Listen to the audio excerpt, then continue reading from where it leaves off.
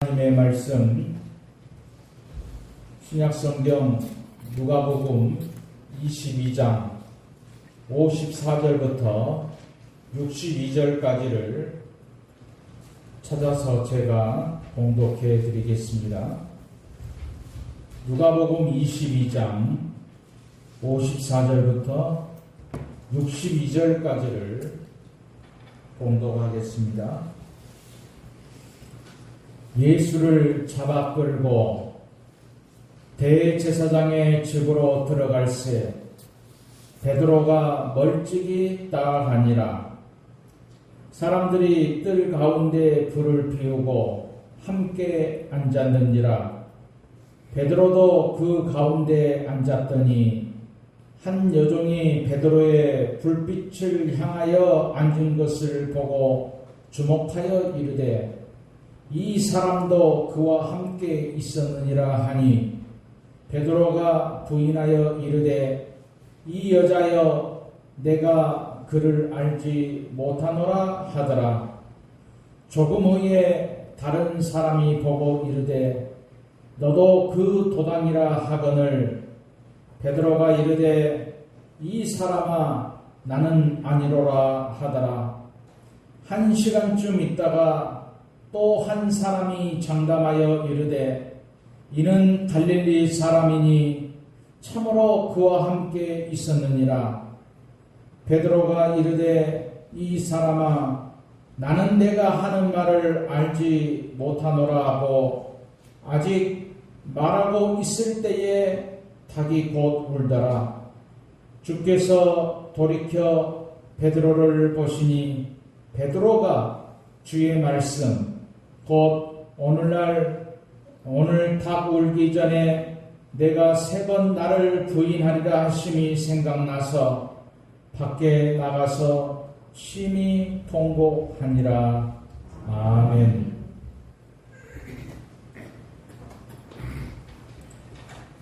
오늘은 통곡이라는 그런 제목을 가지고 말씀을 상고하도록 하겠습니다. 모든 인류가 죄라는 쇠사슬에 채워져서 자유를 누리며 살아갈 수 없을 때에 예수님께서는 이 땅에 오셔서 십자가를 지심으로 죄의 사슬을 끊고 자유를 주셨습니다. 그런데 그 십자가를 지신 예수님을 끝까지 믿지 못합니다. 그러면서 우리가 살아가는 환경에 겁을 먹고 당황하여 예수님을 배반하게 된다는 것입니다. 여러분은 인간에게 가장 큰 고통을 무엇으로 생각하십니까? 그것은 배신을 당하는 것이지요.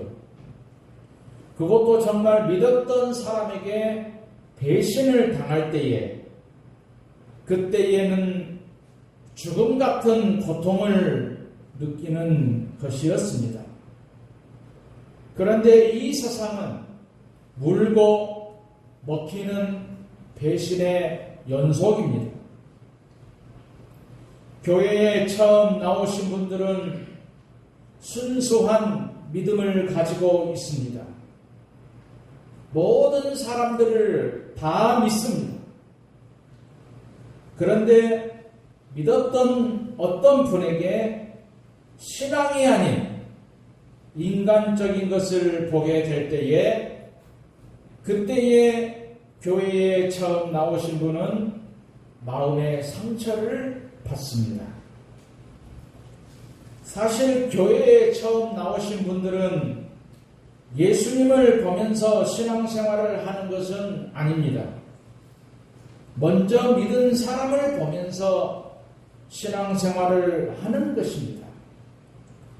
그런데 너무나 실망스러운 모습을 볼 때에 교회를 떠나게 되는 것입니다. 이런 일로 교회를 떠나서 지금도 신앙생활을 하지 않는 분들이 많이 있을 것입니다. 그 처음 상처가 이런 생각과 말을 하게 되는데 배신이다. 그럴 수가 있을까? 있을 수 없는 일이다. 그러면 내가 신앙생활을 할 수가 없지 않는가라는 그런 가슴에 한으로 맺히게 되는 것입니다. 그래서 결국에는 교회를 떠나는 경우가 많이 있고, 많은 사람들이 하나님은 좋은데 교회가 싫다, 그렇게 말하는 사람들이 있습니다. 그래서 성경은 말씀하십니다. 방백들을 의지하지 말며 도울 힘이 없는 인생도 의지하지 말지니 그 호흡이 끊어지면 흙으로 돌아가서 당일에 그 도모가 소멸하리로다. 야곱의 하나님으로 자기 도움을 삼으며 여호와 자기 하나님에게 그 소망을 두는 자는 복이 있도다. 시편 146편 3절로 5절의 말씀입니다. 이 말씀은 사람을 절대로 의지하지 말라고 하십니다. 오직 하나님만 의지하라고 하십니다.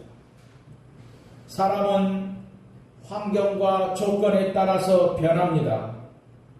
그러나 하나님은 절대로 변하지 아니하십니다. 영원히 변하지 아니하시는 분이 우리가 믿는 하나님이십니다. 오늘 성경은 예수님이 가야바 법정으로 끌려가고 있을 때입니다. 심판을 받고 십자가에 죽기 위해서이죠. 그때 예수님의 수제자라고 자타가 공인하는 베드로가 자신의 스승인 예수님을 배신하는 장면이 나와 있습니다. 베드로는 자신도 모르게 3번이나 예수님을 부인합니다. 그러다가 닭의 울음소리를 듣습니다. 그 닭의 울음소리를 듣자 베드로는 주님이 생각났습니다. 자신의 초라한 모습을 보게 됩니다. 그때 3번 나를 부인한다고 하신 예수님의 말씀이 떠올라서 심히 통곡했다는 이야기가 오늘 본문에 나와 있습니다. 그러면 베드로가 예수님을 부인한 이유, 예수님을 모른다고 부인한 이유가 과연 무엇이겠습니까? 그것은 첫째로 예수님을 멀찍이 따라갔기 때문입니다. 오늘 본문에 예수를 잡아 끌고 대제사장의 집으로 들어갈새 베드로가 멀찍이 따라가니라 라고 말씀합니다. 멀찍이 따라간 것이 주님을 부인하는 이유가 된 것입니다. 멀찍이 따라갔다는 것은 언제든지 도망갈 준비를 하고 있다는 것입니다. 사실 다른 제자들은 도망을 다 갔습니다. 수제자 베드로만 예수님 곁을 떠나지 못했습니다. 그러나 기왕에 예수님을 따르려면 바짝 붙어야 했습니다. 베드로가 가야바의 뜰에서 예수님을 모른다고 3번씩이나 부인하도록 신앙이 추락하게 된 것은 예수님을 멀찍이 따라가는 데부터 시작이 됩니다. 몸이 멀어지자 그 마음도 멀어졌습니다.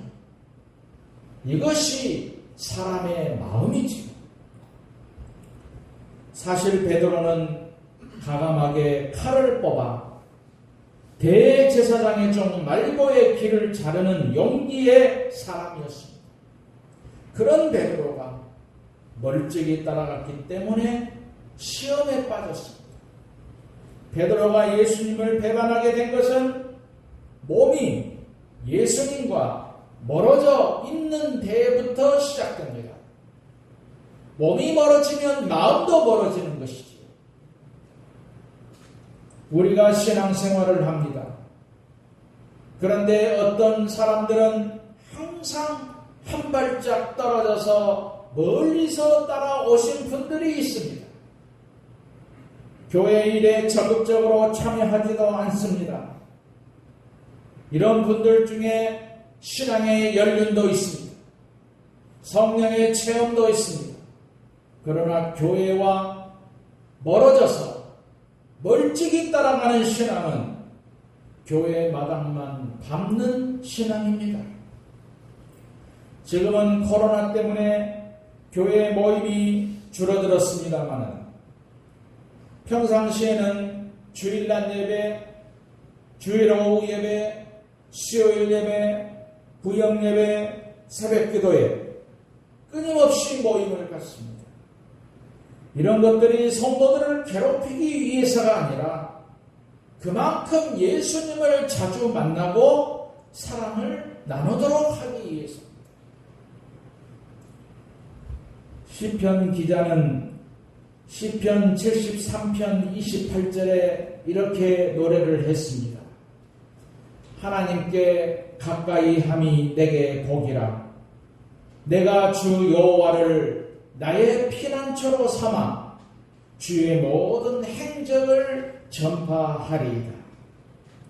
어떻게 해서라도 주님을 가까이 하는 것이 복 있는 신앙입니다.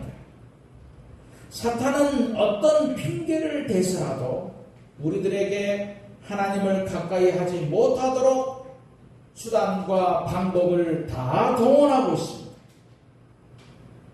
그래서 우리 신앙의 공동체를 무너뜨리려고 하고 있습니다. 이런 사탄의 전략에 말려들지 말아야 할 것입니다.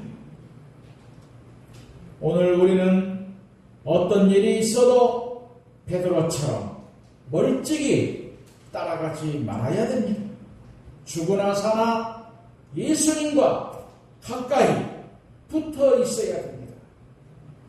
믿음으로 예수님의 곁을 따라가야 하는 것입니다. 오늘 우리들도 주님을 따른다고 합니다. 그러나 자기 신앙의 당당함을 나타내지 못하고 사람들의 눈치를 보면서 적당히 신앙생활하는 사람들이 있습니다. 주를 따르는 것 같지만 그러나 정체성이 분명하지 않습니다. 다른 사람들이 볼 때에 예수를 믿는 사람인지 잘 분별이 가지 않는 사람들이 있지요. 주를 따라가는 길은 자기 십자가를 지고 가는 길입니다. 그렇지 않고서는 결코 예수님의 제자로서 그분을 따라갈 수가 없습니다. 주님은 분명히 경고하셨습니다. 내가 내 행위를 아노니 내가 차지도 아니하고 덮지도 아니하도다. 내가 차든지 덮든지 하기를 원하노라. 내가 이같이 미지근하여 덮지도 아니하고 차지도 아니하니 내 입에서 너를 토하여 내치리라. 요한계시록 3장 15절의 말씀이지요.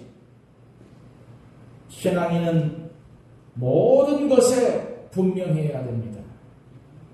이것도 아니고 저것도 아닌 것은 신앙이 아닙니다. 하나님 앞에는 언제나 아멘이어야 되죠. 모든 것을 진실이신 주님 앞에서 행하는 것이어야 되는 것입니다. 오늘 나와 주님의 거리는 얼마나 되는가를 생각해 보시고 내가 주님 안에 있고 주님이 내 안에 계시는 아주 가까운 신앙이 되어야 될 것입니다.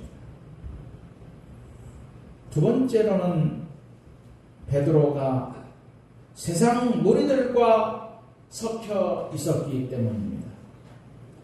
베드로는 항상 주님과 함께 있었습니다. 주님과 항상 함께 있을 그때는 죽는데도 함께 하겠다고 했습니다. 그런데 본문에 보면 이상한 무리들 속에 함께 있었습니다. 불을 피우고 그들과 함께 안일하게 앉아서 이런저런 세상 이야기를 함께 나누었습니다.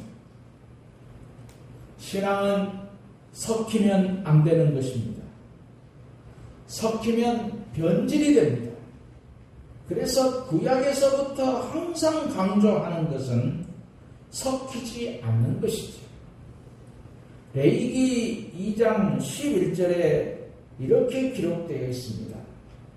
너희가 여호와께 드리는 모든 소제물에는 누룩을 넣지 말지니 너희가 누룩이나 꿀을 여호와께 화제로 드려 사르지 못할지니라 라고 말씀을 합니다. 누룩을 넣지 말라는 것은 누룩이 변질을 시키기 때문이지요. 고린도전서 5장 6절에 적은 누룩이 온 덩어리에 퍼지는 것을 알지 못하느냐라고 말씀했습니다. 누룩은 모든 것들을 부패하게 하는 것입니다. 그 당시에 고린도 교인들은 세상 사람들과 섞이기를 좋아했습니다. 그래서 자기들도 모르는 사이에 세상 사람들에게 물이 들었습니다. 이런 것을 미리 방지하기 위해서 누룩을 섞지 말라고 하신 것입니다.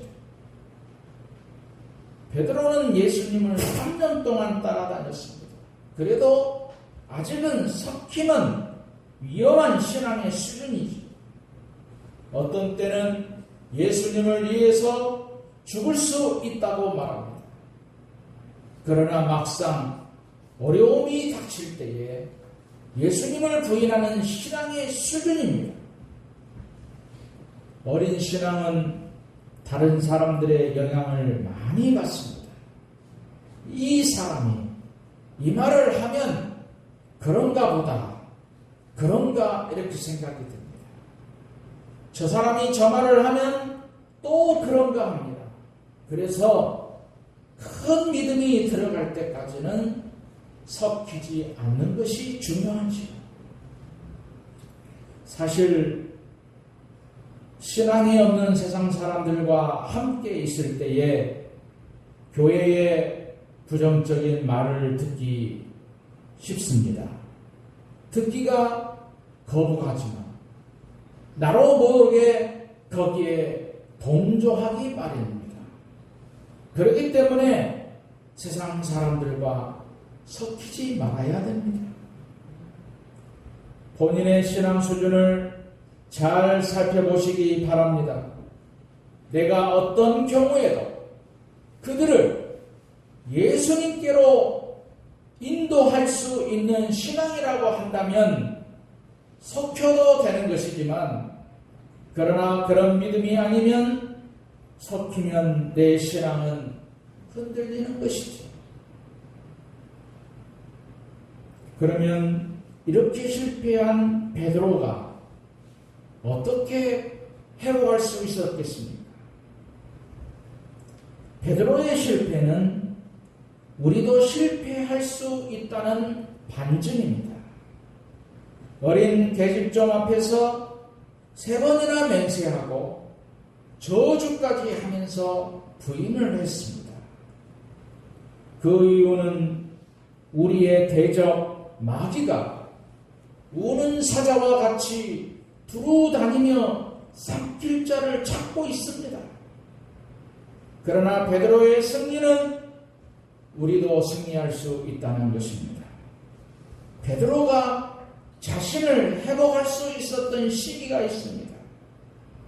그것은 닭의 울음소리를 들었을 때지요. 닭의 울음소리를 들었을 때에 베드로는 깜짝 놀랐습니다. 예수님이 말씀하신 네가 3번 부인한다는 말씀이 생각났습니다. 그리고 주마등처럼 지난 날들이 생각났습니다. 또한 주님의 눈과 베드로가 눈이 마주쳤지요. 본문에 이렇게 말씀하십니다. 주께서 돌이켜 베드로를 보시니 서성거리고 있는 베드로를 주님이 보셨습니다. 그런데 그때 베드로의 눈과 예수님의 눈이 마주쳤습니다. 사실 눈과 눈이 마주치는 순간에 베드로의 회복의 출발이 시작된 것이지. 예수님과의 영적인 거리가 멀어지면 예수님과 눈을 마주칠 수가 없습니다. 그래서 우리는 항상 기도로 가까이 눈이 마주쳐야 됩니다. 말씀으로 가까이 있어야 됩니다. 그래야 예수님의 눈과 마주칠 확률이 있는 것입니다. 또한 그때에 주님의 말씀이 생각났습니다. 예수님의 눈과 마주치게 되자 예수님의 경고의 말씀인 오늘 닭이 울기 전에 내가 3번 나를 부인하리라 하신 말씀이 생각났습니다.